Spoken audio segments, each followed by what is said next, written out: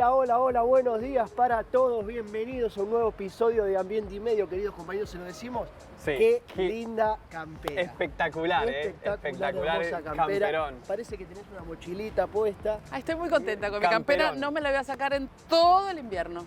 Muy bien. Vas a hacer ¿Te gusta? todos Muy los bien. programas de Ambiente y Parece Medio. muy Todos. cómoda, además, Es así que- cómoda, calentita. Perfecto. Estoy muy contenta Como con mi debe campera. Bueno, dicha la introducción necesaria, tenemos un programa como Sí, por supuesto. Por supuesto. como Cuéntenme siempre. ¿Qué tienen para hoy? Bueno, yo voy a estar hablando de los monumentos naturales, Bien.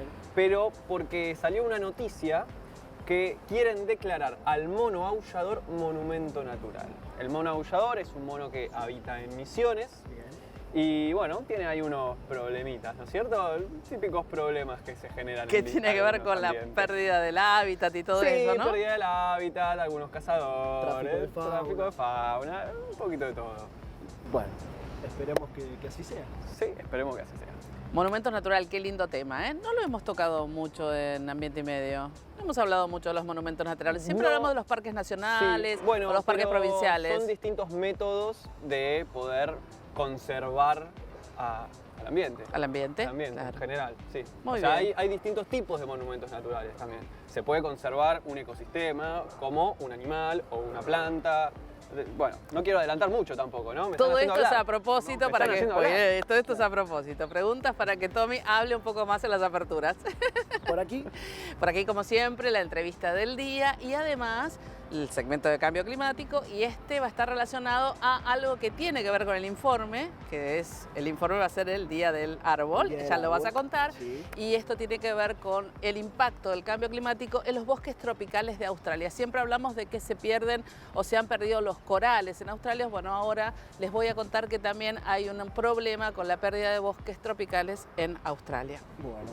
Yo voy a estar hablando desde San Juan, porque estuvimos visitando la provincia de San Juan, el centro ambiental Anchipurac, que es donde estaba el basural más grande, el basural a cielo abierto más grande de la provincia, que hoy es un centro ambiental muy interesante para visitar. Lo van a estar viendo en ratitos nada más. Pero como dijimos antes, es el Día Mundial del Árbol. Hoy es el Día Mundial del Árbol. ¿Cuándo es el Del Día árbol. Del árbol. Sí, Del es árbol. raro Hay esto. muchos días del árbol. Sí. Atentos a eso. Hay uno en mayo, hay un día del árbol en Argentina, que es en agosto. Bueno, este es el Día Mundial del Árbol, el 28 de junio, para brindarle la conmemoración necesaria a la entidad del árbol. A todo lo que nos rodea en este ecoparque hay cantidad de árboles diferentes. Si miramos, uno distinto. ¿Podríamos decir del árbol nativo? Del árbol en general. Del Hay árbol más de en 60.000 general. especies de árbol Sí. en todo el Y mundo. bueno, pero por eso, como hay árboles en todo el mundo, cada árbol proviene de una parte del mundo. Bueno, también por Se los puede supuesto. conmemorar en su... Exactamente, por supuesto, se trata también de conmemorar al árbol nativo, de plantar nativas, de tener en cuenta qué árboles van en determinadas regiones. Bien, todo lo sí. que Y sabemos. bueno, Porque es ya saben, importante- planten nativas, loco. Porque es importante conservarlos, preservarlos, ¿no es cierto? Exactamente. ¿Qué hacemos ahora entonces? Y yo les invito a ver el informe. Vamos. A verlo. Vamos. Los bosques son mucho más que los pulmones de la Tierra. De día, los árboles absorben el dióxido de carbono que nosotros desechamos y producen oxígeno, el mismo oxígeno que necesitamos para vivir y desarrollarnos saludablemente. Pero los árboles, como los océanos, son además los escudos protectores contra el cambio climático. Por ejemplo, en las ciudades. Un árbol maduro absorbe hasta 150 kilogramos de gases contaminantes por año y permite reducir el gasto energético. En invierno, corta el viento y conserva el calor de las casas. En verano, da sombra y baja la temperatura entre 2 y 8 grados. A pesar de todo esto, cada 28 de junio debemos recordar la importancia de los árboles. La deforestación produce anualmente un 15% de emisiones de carbono en todo el mundo. Un 78% de los bosques primarios ha sido talado y el 22% restante saqueado para vender madera y sus derivados. Por eso, plantar un árbol es otro gran pequeño gesto para sanar al planeta.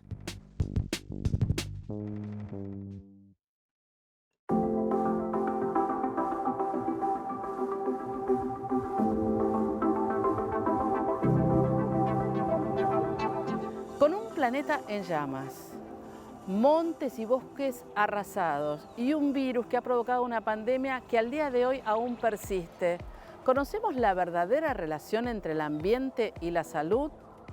Y yo les pregunto y también me pregunto, cuando nos enfermamos, ¿tenemos en cuenta todos los factores ambientales? Hoy en Ambiente y Medio conversamos con la directora del Instituto Malbrán. Es doctora en Ciencias Naturales y epidemióloga, directora del Instituto Nacional de Parasitología Annelies Malbrán, investigadora del CONICET y feminista. Hoy conversa con nosotros María Soledad Santini.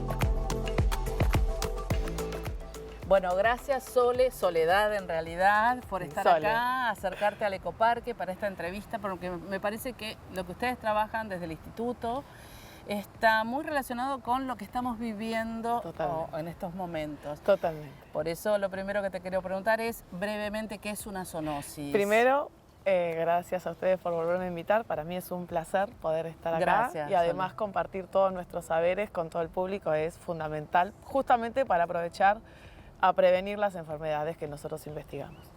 Yendo a la pregunta, las zoonosis en general son brevemente las problemáticas sanitarias o las enfermedades que involucran tanto a seres humanos como a diferentes animales. Lo que nosotros sabemos, hay como en el mundo científico estipulado que el 70% de las enfermedades que transitamos como seres humanos son enfermedades zoonóticas, y un dato interesante es que el 20% de ellas corresponden a transmisiones vectoriales como insectos y demás, no sé, dengue, chagas, leishmania, hay un pool ahí de enfermedades interesantes que, bueno, son enfermedades zoonóticas ¿no? Que involucran al ser humano y a diferentes animales. Ahora, todos estos sistemas de alerta de COVID, la cuestión del virus del mono, el virus símico, como se le dice, y todos estos riesgos que nosotros como lejos de la investigación, lejos de la ciencia, nos asustamos tanto como público en general, siempre por detrás hay una zoonosis. Siempre, siempre. En general hay muchísimos disparadores que tienen que ver. El problema está en tenerlos como alerta porque nos falta educación en lo que es la convivencia ser humano-ambiente. A mí me gusta decir mucho que estamos colonizados de manera tal que encima nosotros también destruimos esa relación, pero que en realidad los pueblos originarios tienen una relación ser humano-ambiente mucho más armoniosa. Y bueno, esas alteraciones que nosotros por falta de educación y por falta de criterio le vamos generando al ambiente, o por una cuestión política, por supuesto, le vamos generando al ambiente, esa alteración de ese equilibrio a mí me gusta decir que son presión de selección genera una presión en el ambiente que dispara un desequilibrio que hace que nosotros nos introduzcamos en ese desorden que nosotros mismos generamos. Y tiendo a pensar, o me gustaría preguntarte, si somos nosotros productores de enfermedades. Totalmente. O si es el sistema capitalista el que produce estas enfermedades emergentes. Sí, ¿no? yo más que capitalista le diría al neoliberalismo, que es más destructor. Más de que no me importa absolutamente nada, concentrar para unos pocos, lo veo más para ahí que el capitalismo per se. Pero sí es una cuestión propia del ser humano y es una cuestión política, totalmente. Vos pensás que es la continua destrucción de parques naturales, el acercamiento del hombre a ambientes naturales, el corrimiento de la frontera agrícola, la cría en masa de ganado, bovino, equino, que al fin y al cabo vos ahí... ¿por qué te digo? Ahí te meto lo de por qué para mí es neoliberalismo más que capitalismo. Vos, por ejemplo, en una superficie que podrías criar 50 cabezas de ganado, por una cuestión de ganar más, crías 100. Y si vos crías 50, quizás tengas un equilibrio natural de los mismos ciclos biológicos que van cumpliéndose entre esos animales y las enfermedades que se van sucediendo ahí. Y si vos haces 100, eso genera un disparo para el resto de la comunidad. ¿Por qué? Es decir, lo que estás contando es que se rompe el equilibrio del que estabas hablando continuamente antes. Ese equilibrio, claro, exactamente. Entonces vos, por ejemplo, cuando en un espacio que podrías criar 50 y ganar el 50%, criás 100 para ganar el doble, vos ahí, por ejemplo, estás generando un ambiente óptimo para que se repliquen diferentes enfermedades. Y esas enfermedades que vos le das, que está teniendo, por ejemplo, ese ganado, le vas a dar tu principio activo de sanación, que es para nosotros los seres humanos, un medicamento para nosotros. Sí. Le das exactamente lo mismo. Entonces, eso genera resistencia antimicrobiana, por ejemplo. Claro. O cuando concentrás en un monocultivo, vos es un espacio óptimo para unas pocas especies de insectos para alimentarse. Entonces, ¿cuál es la solución del ser humano? Va y tira insecticida. Entonces siempre como que buscamos estrategias que alteramos el ambiente o nos alteramos nuestras propias estrategias de sanación. Ahora, ante todo de cura. esto que vos estás contando, supongo que los productores de la economía, para llamarlos de alguna manera, deben haber entendido, después de haber pasado 2 años de pandemia, que han roto el equilibrio. ¿Lo entendieron? No, ¿No yo lo creo que no. entendieron? Yo creo que se entiende, es una decisión. No creo que no se sepa ¿Es que una decisión solo de los productores o de los generadores de riqueza o también es una decisión de los políticos? Para mí es una decisión. Hay un concepto que a mí me gusta trabajar mucho, que es la diferencia que es entre curar enfermedades y pensar en salud. Curar enfermedades sí es netamente del sistema sanitario, ¿no? Sí. Ahora, la prevención o el tratar la salud es responsabilidad de un montón de actores, no solamente de la o el ministro de Salud o el que esté de turno. Claro. Es de un montón de actores. Con lo cual es decisión política. Es decisión política, son mesas políticas, pero lo que pasa es que a mí no me gusta que se entienda mal la palabra política. No, política como política pública. Exactamente. Sí. Uno, ante una necesidad, hay un derecho. Entonces, Claro. La salud es un derecho, un ambiente sano es un derecho, un ecosistema sano es un derecho y eso te lo tiene que asegurar a vos el Estado, en mi manera de ver. El Estado es el que te tiene que asegurar los derechos. Entonces, ahí es donde nos diferenciamos entre las políticas neoliberales u otro tipo de políticas. Soledad me acercó esto, ahora seguramente lo vamos a acercar a la cámara, que tiene que ver con el Chagas, Sí. porque en eso estás trabajando Sí, ahora. sí. Y Argentina es un país Endémico. de Chagas. Sí, es endémico de Chagas. En realidad la región. El Chagas existe en la región mucho antes que los europeos vengan acá. O sea, son problemáticas precolombinas, literales, son de este territorio. No son introducidas como COVID. Claro. Entonces ahí sí me gusta esto de repensarnos como políticas estatales, hasta dónde pudimos abordar, hasta dónde no, y cómo es que fue trabajando la ciencia en todo esto. Nosotros cuando hacemos análisis de si el Estado desde la ciencia dio respuesta, hay un montón. Hay un montón. Realmente el Estado argentino durante muchos años invirtió en Chagas, en estudiar, en tratar de entender la problemática. Pero desde la epidemiología, esa crítica en la que nosotros trabajamos, y yo siempre me encargo de tratar de entender las problemáticas sanitarias, lo que te plantea es que hay muchas maneras de entender una problemática sanitaria, una enfermedad, y desde esas varias maneras uno tiene que pensar estrategias de prevención y control de la enfermedad. Nosotros sí hicimos mucho desde lo que es la biomedicina. Ahora, siempre si vos hablas con cualquier persona que esté en tema, te va a decir que el Chagas es una problemática social, y es una problemática social. Nosotros hoy sabemos muy bien que hay una gran cantidad de casos que se conocen como lo que se llama Chagas vertical, perdón, me trabé. Sí, no pasa nada. El Chagas vertical, que es de persona gestante, madre a hijo, hija.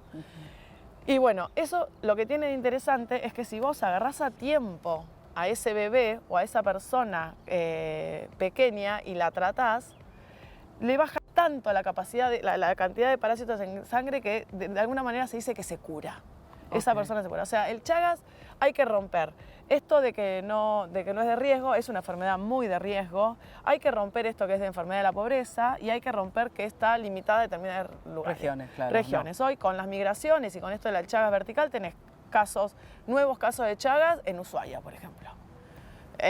Impensado En otro momento. Entonces, hoy tenés Chagas en la Argentina, que llegas hasta Ushuaia, y la mayor cantidad de casos de Chagas son de esto de transmisión vertical. Soledad, como siempre, un placer haber muchas estado gracias. en Ambiente y Medio, y nos vamos a saludar y las dos juntas vamos a decir que sigan con Ambiente y Medio y, por supuesto, entender todas estas problemáticas, estas enfermedades nuevas, emergentes y reemergentes. Gracias, Soledad, de nuevo. Muchas gracias. Seguimos con más Ambiente y Medio.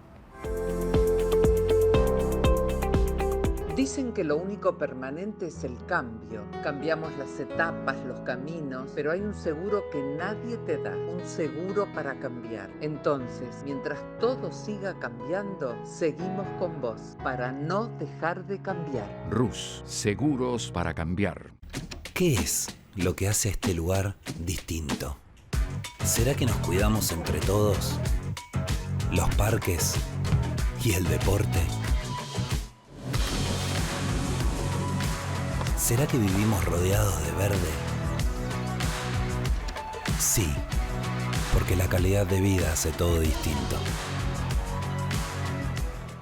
Porque sabemos de ambiente y sostenibilidad, podemos ayudarte a producir y desarrollar tus actividades de manera sustentable. Greenco, servicios de asesoramiento ambiental.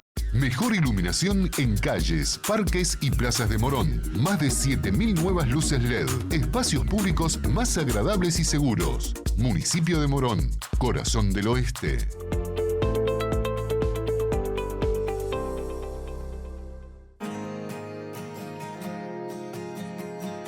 Hemos ido hablando a lo largo de Ambiente y Medio en todos estos años acerca de formas de proteger al ambiente. Mi compañero Mauri, por ejemplo, que les ha ido mostrando rutas naturales. Dentro de estas rutas naturales se atraviesan distintos parques nacionales. Los parques nacionales son una forma de protección, son un método de protección. Otras pueden ser las reservas naturales, las áreas protegidas. Y existe otro método de protección ambiental que son los monumentos naturales. Y son todas aquellas áreas o seres vivos, ya sean plantas o animales, a los cuales se les otorga protección absoluta debido a su valor estético, valor histórico o científico, su rareza o la vulnerabilidad.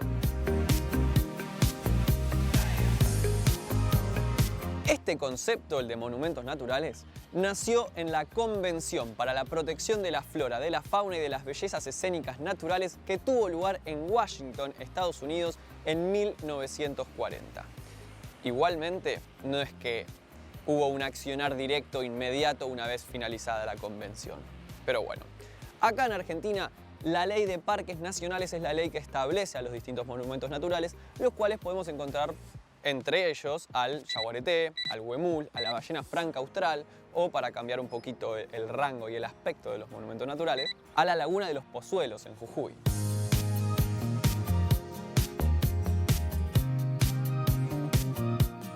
¿Por qué les estoy hablando de monumentos naturales? Bueno, bánquenme un cachito, ¿eh? Resulta que en Misiones hay una especie de monos, los monos aulladores o negros o dorados, a lo guatacarayá, se los conoce como monos aulladores. Esta especie de primates es la especie de primates silvestres con mayor presión de captura ilegal con fines de mascotismo en la Argentina y según la última categorización nacional para la conservación realizada en 2019, su población bajó un 10%. Es como una especie de censo lo que se hizo.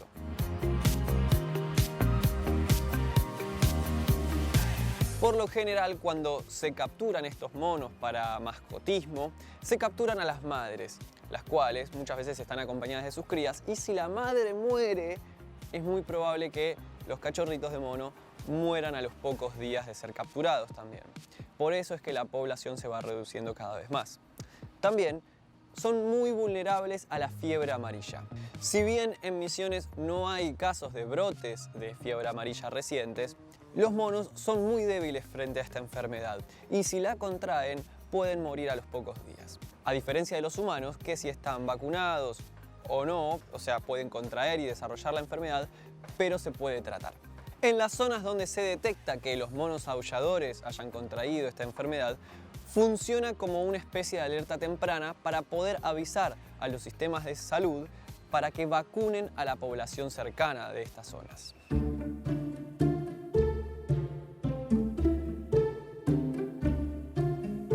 Como pueden ver, esta especie de primates se enfrenta a muchísimos riesgos en general y es por eso que es una especie muy vulnerable y es por eso que se la busca proteger declarándola monumento natural. Hay un proyecto de ley que está impulsando el gobierno de Misiones para poder declarar los monumentos naturales. Y hay un riesgo más al cual se tienen que enfrentar, el cual no se los mencioné, pero me parece que lo conocen, se llama desmonte, se llama acción del ser humano en los hábitats y esta cosa que tenemos por cambiar el entorno de los animales, el cual no los favorece para nada. Bien sabemos que los monos necesitan de árboles para vivir, viven en los árboles, en las alturas, se cuelgan, se balancean, saltan de un lado al otro, son unos tremendos capos y además tienen un funcionamiento muy particular en los ecosistemas, que es la dispersión de semillas. Ellos comen frutas y después, cuando las digieren y hacen sus heces, empiezan a dispersar semillas. Esto es una especie de regeneración de bosques. Cumplen una función fundamental en su hábitat. Entonces, declarar monumento natural, en este caso a una especie en particular, no es simplemente la protección de la especie, es la protección de la especie para poder proteger su hábitat, para poder proteger la biodiversidad y todo un ecosistema el cual contiene esta especie.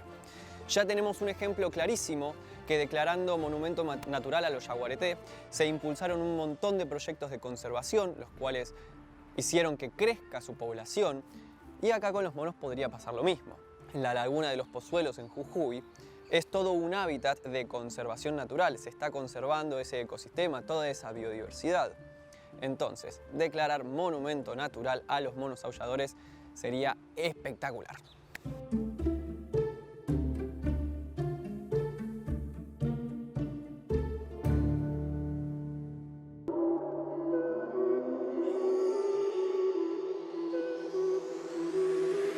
Este es el yaguareté, el felino más grande de nuestro continente, el que un día habitará desde la mismísima Centroamérica hasta nuestras costas bonaerenses.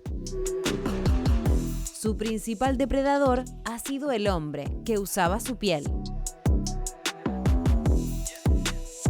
Hoy se pueden ver muy pocos individuos en las regiones selváticas del sur de Brasil, Paraguay y zonas selváticas de Misiones. Hoy está en franco peligro de extinción definitiva. Por eso es tan valiosa la tarea que llevan adelante aquellas organizaciones que están luchando por rescatarlo y reingresarlo a las regiones que conformaban su hábitat natural.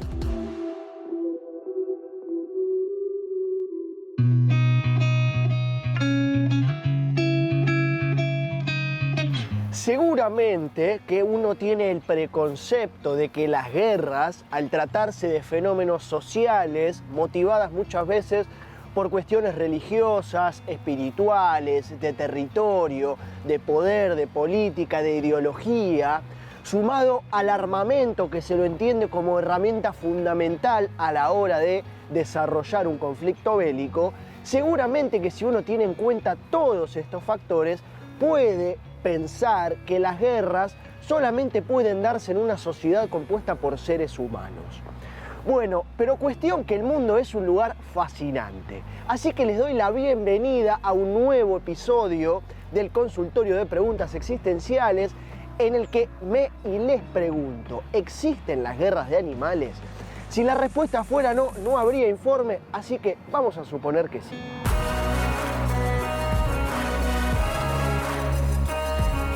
No vamos a suponer nada porque la respuesta es sí. Hay, de hecho, una guerra entre animales muy famosa. Y eso se lo debemos a la exitosa primatóloga Jane Goodall, que durante 4 años registró una guerra entre chimpancés en el Parque Nacional Tanzania, la cual la denominó como la Guerra de Gombe. En el ocaso del reinado de Mike, el macho alfa por entonces reinante, de los 14 chimpancés macho que integraban a esta comunidad, 6 empezaron a alejarse y a distanciarse. Jane Goodall registró y documentó todo esto mientras observaba que la tensión entre estos dos grupos comenzaba a crecer. Este nuevo grupo se asentó en el sur del Parque Nacional Tanzania con Hugh y Jack a la cabeza y, como digo, las cosas empezaron a ponerse muy tensas entre estas dos comunidades. Pasó el tiempo hasta que estas dos comunidades estaban totalmente divididas y en una tarde de 1974, esta comunidad nueva del sur se encontró con Godi, un macho que pertenecía a la comunidad de Mike. Lo acorralaron, lo inmovilizaron y le dieron una golpiza durante 10 minutos que lo dejó totalmente inmovilizado. Un dato de color es que, ya totalmente indefenso y sin posibilidad de hacer nada, agarraron una piedra pesada y con un golpe final acabaron con la vida de Godi. Cuento esto porque Jane Goodall quedó maravillada por las similitudes que se pueden encontrar entre las sociedades de chimpancés y las sociedades de humanos, con demostraciones de violencia, de poder, infanticidios, secuestros, la utilización de herramientas para ejercer violencia, entre otras cosas. Poco a poco, la comunidad de chimpancés del sur, también llamada Casaquela, iría eliminando uno por uno a los machos de la comunidad norteña, también llamada Cajama, incluso también secuestrando a 3 o más de sus hembras. Esta auténtica guerra entre animales acabaría con todos los miembros de la comunidad de Cajama, incluso logrando que la comunidad del sur logre asentarse en el antiguo territorio en el que antes habitaban. Esto fue la guerra de Gombe y supone, sin lugar a dudas, un antes y un después, un punto bisagra, un hecho histórico en el estudio del comportamiento de los animales. Los conflictos bélicos entre animales son mucho más comunes entre animales sociales. Cuanto mayor cohesión social exista, la pertenencia a una sociedad y la competencia por los recursos entre sociedades son los ingredientes perfectos para un conflicto. Si hablamos de animales ejemplo en formar sociedades, tenemos que hablar de las hormigas. Existe, de hecho, una guerra entre 2 especies de hormigas: la hormiga de fuego y la especie Pheidole dentata. 2 especies de hormigas, como digo, que luchan por territorio, o mejor dicho, por quién va a ocupar el hormiguero.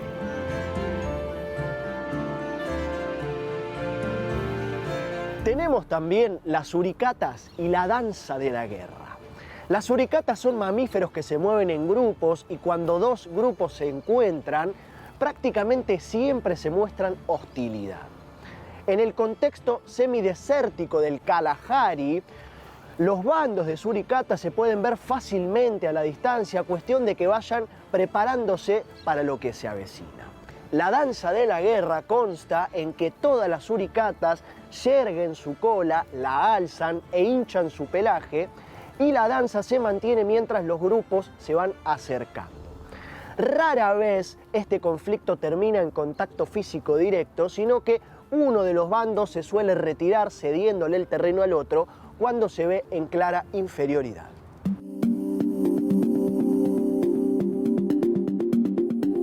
La idea un poco de este informe es mostrar otra de las tantas cosas que la naturaleza tiene para mostrarnos, pero por sobre todo cómo hay algunas similitudes en el comportamiento animal que se asemejan por lo pronto a la maldad humana. Por lo pronto, en cuanto a chimpancés, el planeta de los simios de algún lado salió.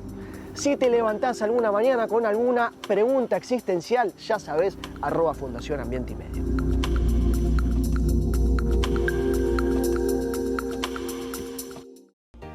Por todos lados escuchamos hablar sobre compostaje, pero ¿qué es exactamente y cómo se hace? ¿Cómo compostar en casa? Una guía audiovisual detallada de la mano de los especialistas de Greenheads Argentina, dirigida a docentes, estudiantes y sus familias. ¿Te gustaría ayudar a resolver el problema de la basura y reducir a la mitad los desechos que generás a diario? ¿Querés aprender a transformar tus residuos orgánicos en una tierra fértil, llena de nutrientes y vida, mediante el proceso natural más fascinante? Encontrá este nuevo recurso educativo y mucho más en www.ecoauladigital.org. Seguimos con más Ambiente y Medio, periodismo en perfecto estado de conservación.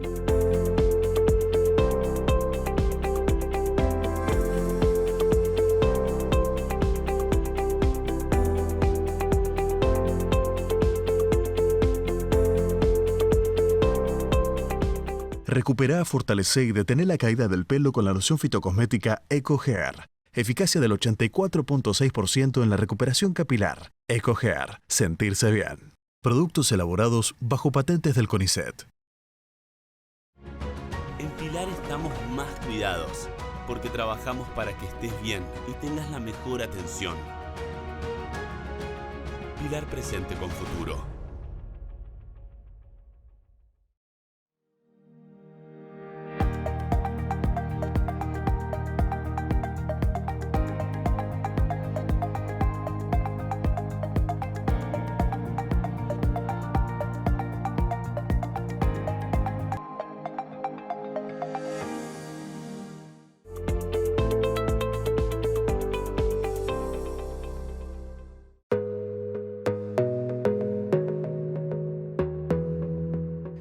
Damas y caballeros, les doy y me doy la bienvenida a la provincia de San Juan, la que bauticé como la Tierra del Sol, por eso los anteojos. Estamos en el Centro Ambiental San Juan.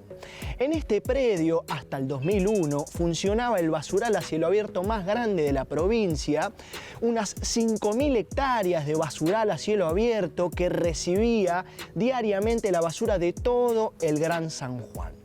A partir del 2001 este predio se fue saneando y, a modo de redimirse, ¿por qué no?, con la naturaleza, fue creado este Centro Ambiental Anchipurac, el Centro Ambiental San Juan.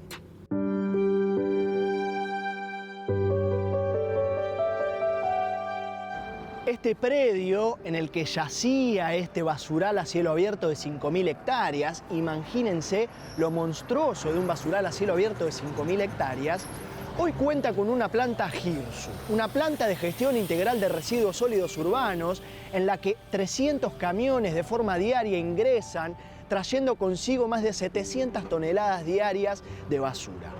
Todas esas toneladas diarias de basura eran traídas aquí sin tratamiento alguno a este ex basural a cielo abierto. Allí radica la importancia de esta planta de tratamiento que funciona como sostén y que da lugar a este centro ambiental para que justamente pueda contar todo lo que tiene para contar. Este centro ambiental, como les decía antes, se llama Anchipurac. Anchipurac, en el idioma huarpe, es decir, el dialecto de los pueblos originarios e indígenas llamados los huarpes que habitaban la zona cuyana, significa rayo. La relevancia del rayo como emisario de la lluvia.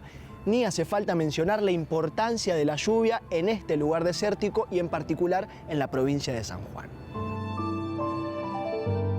Este centro ambiental es un espacio creado para la educación y la investigación ambiental. Es un espacio único, que sus espacios fueron pensados para esta muestra que hoy se visita dentro de este lugar, de este edificio, pero que ustedes van a poder encontrar y descubrir numerosos aspectos que tienen que ver con la realidad que vive hoy nuestro país, nuestra provincia, nuestra región, y que se pueden mostrar soluciones concretas a problemáticas existentes desde el mejor enfoque posible para dar respuesta a estas necesidades del hoy en materia ambiental.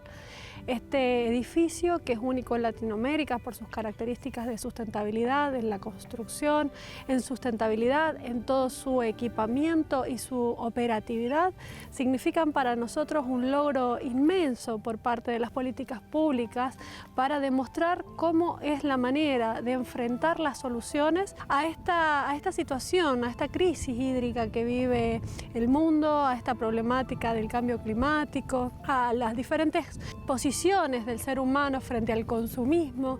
Y bueno, y esto es la respuesta. Esto es como, digamos, una escuela viva donde el visitante puede apropiarse no solamente del entorno, del paisaje, de la historia, de la cultura y de la identidad de este espacio, sino también aprender sobre lo global, lo general, lo que nos atañe a todos.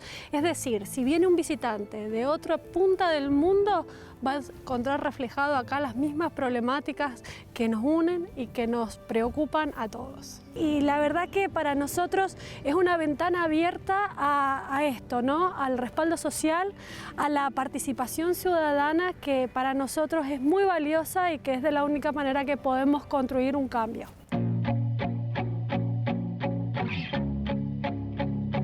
Como fuimos escuchando un poco, este centro ambiental cuenta con una planta GIRSU, una planta de gestión integral de residuos sólidos urbanos que, en primer lugar, busca desechar la antigua metodología de economía lineal, producir, consumir y desechar, e intercambiarla por la tan famosa y necesaria economía circular, que en primer lugar busca consumir el producto, generar el residuo y separarlo para que luego llegue a una predisposición más amena a la clasificación y al tratamiento de ese material para que luego vuelva a ser reinsertado en el sistema productivo e industrial para luego volver a ser producto y volver a consumir.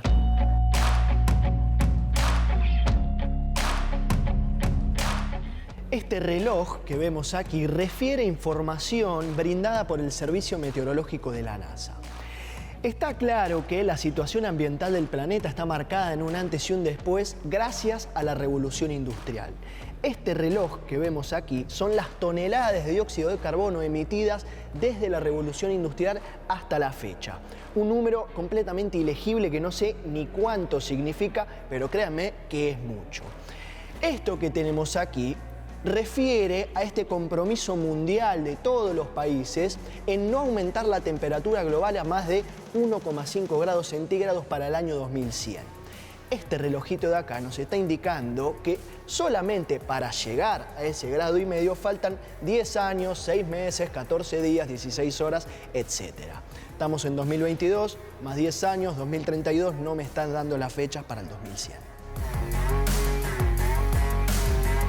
Antes hablábamos del Servicio Meteorológico de la NASA. Bueno, este centro también cuenta con un monitoreo ambiental, con estaciones que monitorean la calidad del agua, la calidad del aire, la calidad del suelo, la gestión de los residuos sólidos urbanos, las condiciones climáticas, es decir, diferentes estaciones que recopilan todo tipo de información relevante a lo que tiene que ver con las cuestiones, como dije, ambientales y climáticas. Así que hay que ser honesto, poco que envidiarle a la NASA porque San Juan también cuenta con su centro de monitoreo ambiental.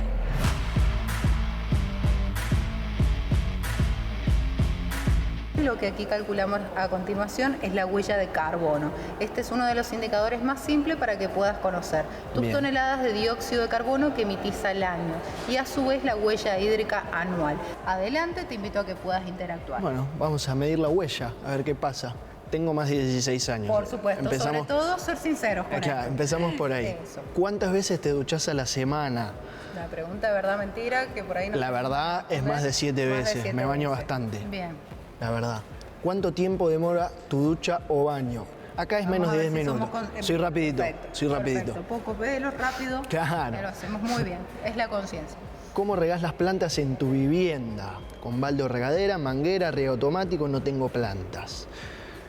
Balde o regadera. Perfecto. ¿Seguro? Con la pava eléctrica, en realidad. Bueno, lleno la pava eléctrica sin calentarlo, obviamente, sí, y riego las plantas. Eso. En tu casa, ¿cuántas horas está encendido el televisor diariamente? No, esto es poco. Esto es poco. Casi nada. Voy a poner menos de 4 horas. Entonces. ¿Cuántas veces a la semana comes carne? 1 a 3 veces por semana, pocas. ¿Cuántos árboles hay en el patio o jardín de casa? No tengo patio. No tiene. ¿Ninguno? Imagina que vas a colocar ninguno. Bueno, te cuento Sí. que la promedio de cada ser humano deberías tener una huella de dióxido de carbono de 0 a 4 como mucho. Bien. En este caso estamos muy poquito superados, un Ok. poquito más elevados. Bien. La idea de esto es poder reducirlo al máximo. Vemos en la siguiente categoría donde mayor influencia se produce estas toneladas de dióxido de carbono.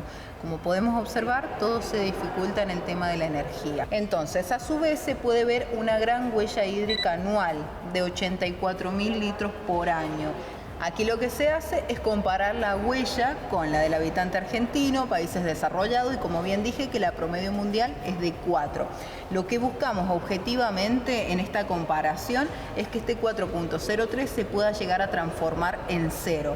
Para compensar estas toneladas de dióxido de carbono deberíamos plantar 10 árboles en un año. Bien. Y la huella hídrica, ¿qué quiere decir? Que el agua que consumís actualmente equivale a dejarme abierto este grifo de agua 140 horas sin parar, Ok. lo cual también es muchísimo.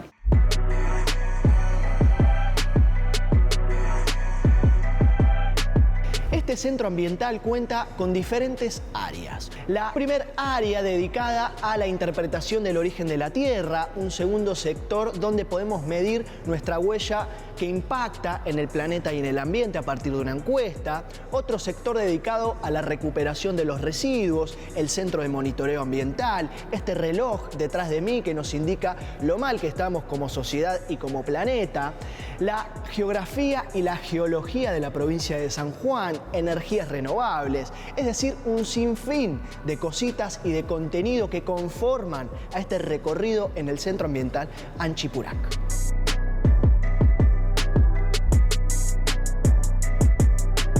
Este suelo, impoluto, aparentemente inalterado, cuenta en su interior, en sus adentros, de forma subterránea, con pozones de hasta 20, 30 o 40 metros que son utilizados para que funcione la energía geotérmica. ¿Qué es eso? Te lo cuenta Marcelo.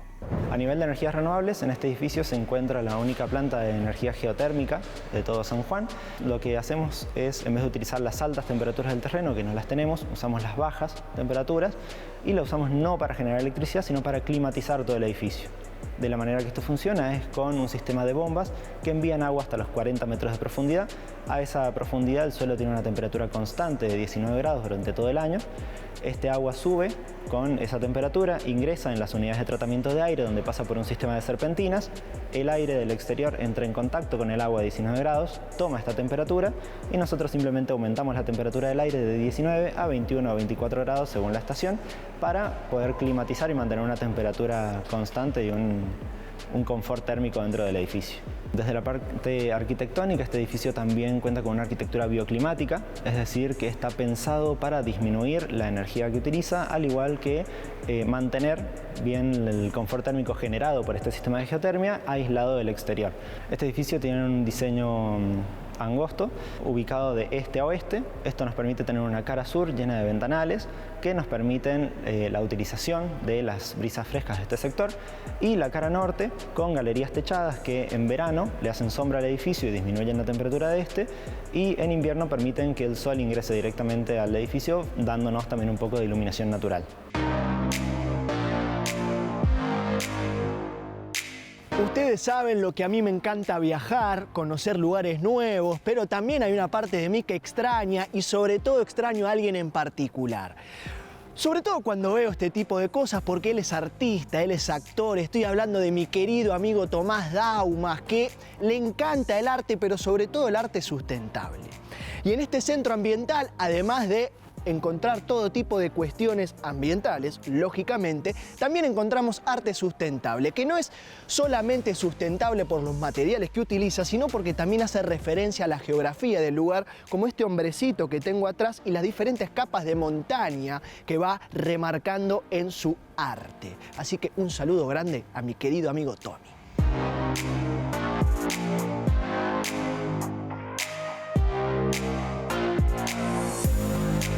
Finaliza entonces este rico, entretenido, interesante, interactivo recorrido por el Centro Ambiental San Juan, el Centro Ambiental Anchipurac.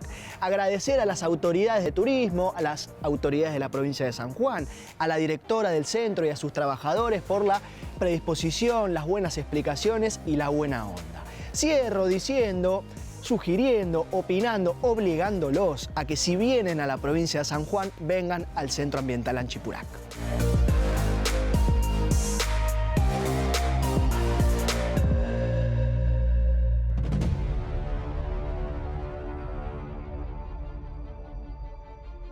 No cabe ninguna duda de la importancia que tienen los bosques para el planeta. Se los conocen como los grandes sumideros de carbono porque absorben o almacenan alrededor del 12% de las emisiones de dióxido de carbono generadas por el hombre que provocan el cambio climático. Evitar la deforestación es una manera de preservarlos, es una manera de cuidarlos. El cambio climático está sucediendo y se acelera.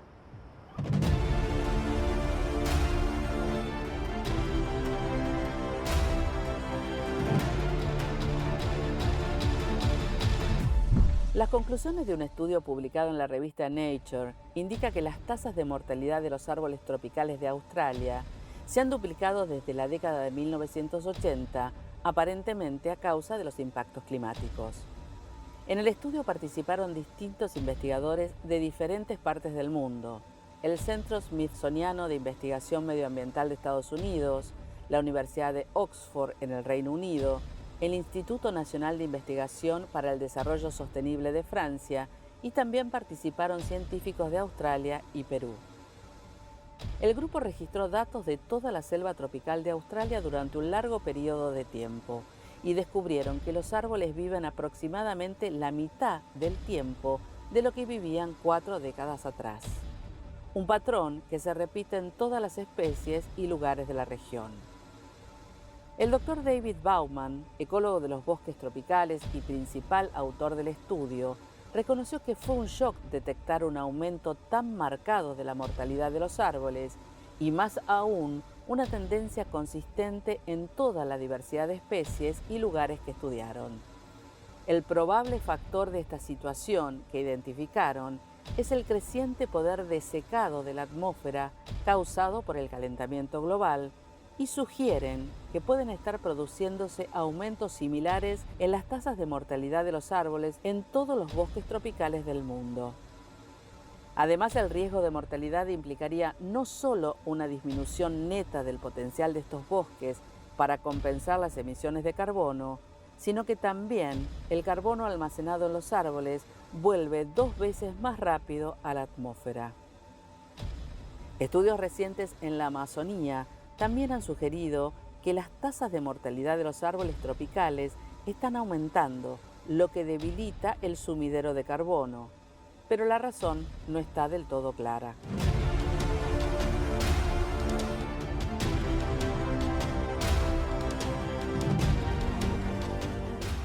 La pérdida y deterioro de los bosques reduce la biomasa y el almacenamiento de carbono, lo que hace cada vez más difícil mantener las temperaturas máximas globales muy por debajo del objetivo de 2 grados, como exige el Acuerdo de París.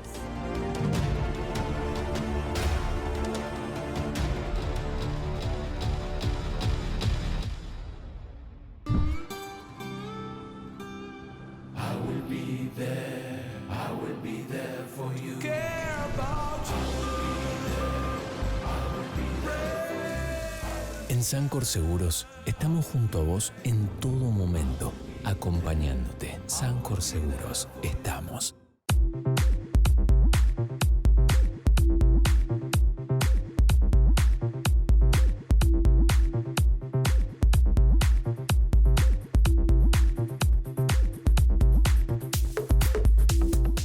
Las más variadas cervezas artesanales. La mejor gastronomía, el paseo que necesitas. Vení a Posadas, la capital del norte argentino. Gobierno de Misiones. Deisa, con más de 200 plantas instaladas en Argentina y Latinoamérica, es la empresa líder en el diseño y fabricación de maquinarias y equipamientos para la recuperación, transformación y valorización de los residuos sólidos urbanos. Deisa, la mejor alternativa tecnológica en soluciones ambientales.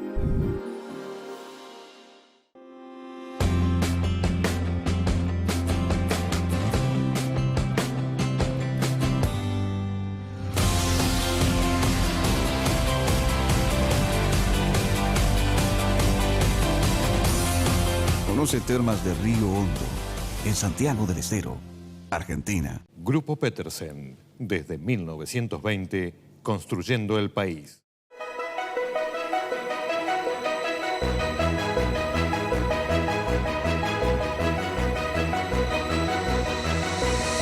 La transformación no para.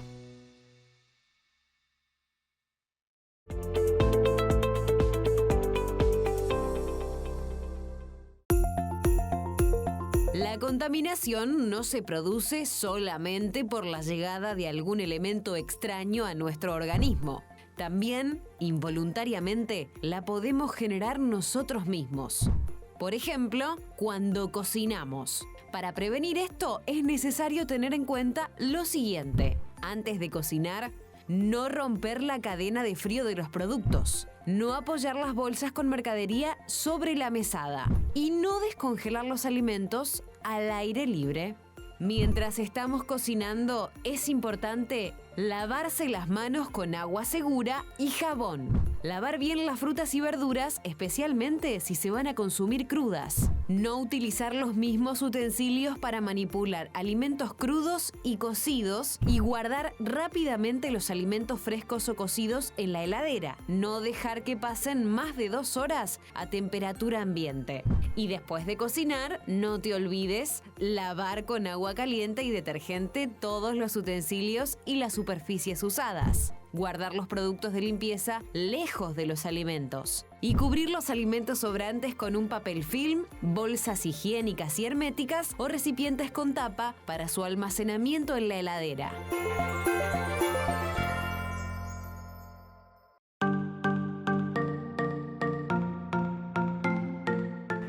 Che, ¿alguna vez plantaron un árbol o una plantita o algo así? Si bien no requiere mucho trabajo, mucho esfuerzo, hay que hacer las cosas bien y lleva cierto tiempo hacerlo. Bueno, para el día de hoy quiero recomendarles un corto documental que se llama Forest Man, Hombre Bosque, que es acerca de Yadav Payeng, un hombre en la India que decide salvar su pueblo de origen, que es una isla básicamente, y para salvarlo empieza a reforestar la isla y plantó él solo un bosque.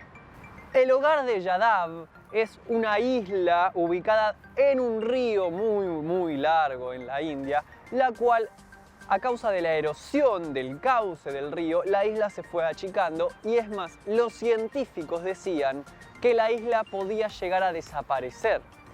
Lo que Yadav dijo fue: yo no puedo permitir que mi hogar y las personas que viven en mi lugar de origen se queden sin sus casas. Y empezó a forestar esta isla para evitar que desaparezca y le tomó más de 40 años lograr lo que es hoy. Igualmente, aunque este hombre se esté ocupando de este proyecto, digámosle, los árboles aún corren peligro porque cuando los árboles crecen, el ser humano quiere cortarlos para hacer guita, básicamente.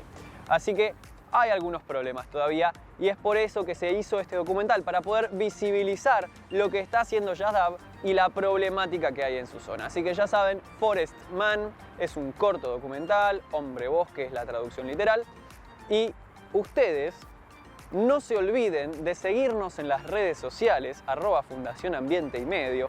Pueden volver a ver los programas enteros en la web ambienteymedio.tv o en nuestro canal de YouTube, que está cada vez mejor y que se pueden suscribir y activar la campanita. Y ahora sí, nos vemos la próxima.